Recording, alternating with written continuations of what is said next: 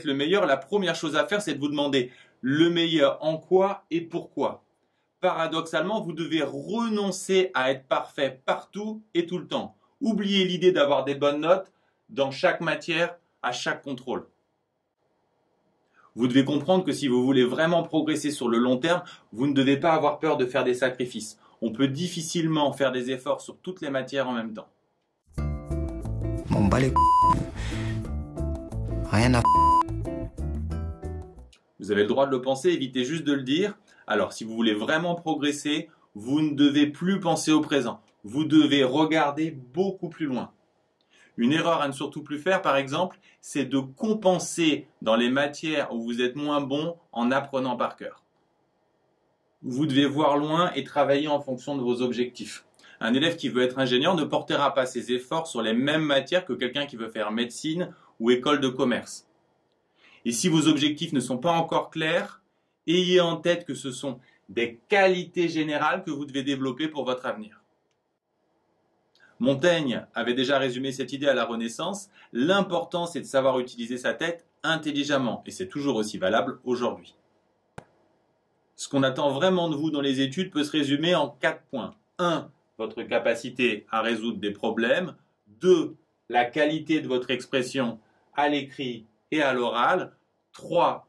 Votre esprit de synthèse, c'est-à-dire votre capacité à dégager l'essentiel d'une masse d'informations. Et 4. Apprendre et travailler vite.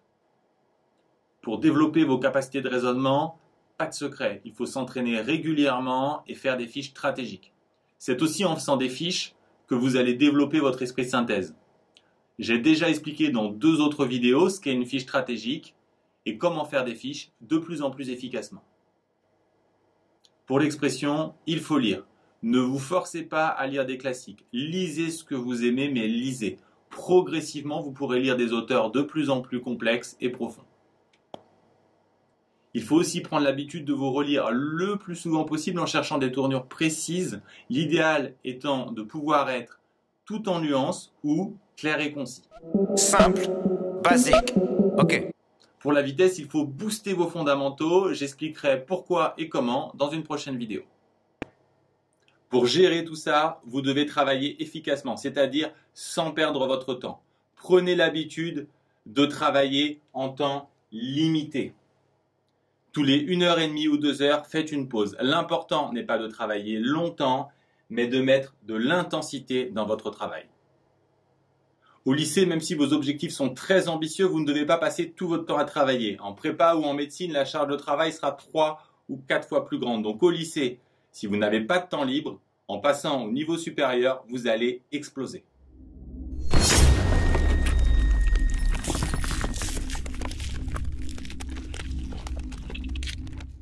Étudier efficacement, c'est avoir de très bonnes notes dans les matières que vous avez choisies sans y passer trop de temps. C'est clair par exemple qu'avoir 17 en maths en ayant révisé 3 heures ou 15 heures, c'est pas du tout la même chose. Est-ce qu'il faut faire du sport? Une expérience a été menée sur des élèves de 16 ans qui, au lieu de faire 4 heures de sport par semaine, en faisaient 15. Ce n'étaient pas des sportifs de haut niveau, ils avaient été choisis au hasard. Quand à la fin de l'année, on les a comparés aux autres, ils étaient plus grands, plus forts, moins souvent malades et leurs résultats scolaires étaient meilleurs.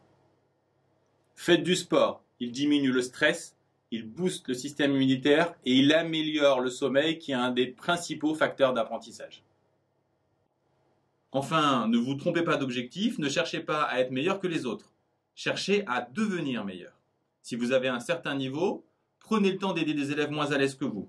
D'une part, vous vous sentirez plus utile et en plus, expliquer à quelqu'un d'autre est une des meilleures façons d'apprendre.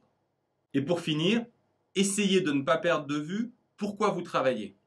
Même pour les meilleurs, il y a beaucoup plus important qu'être le meilleur.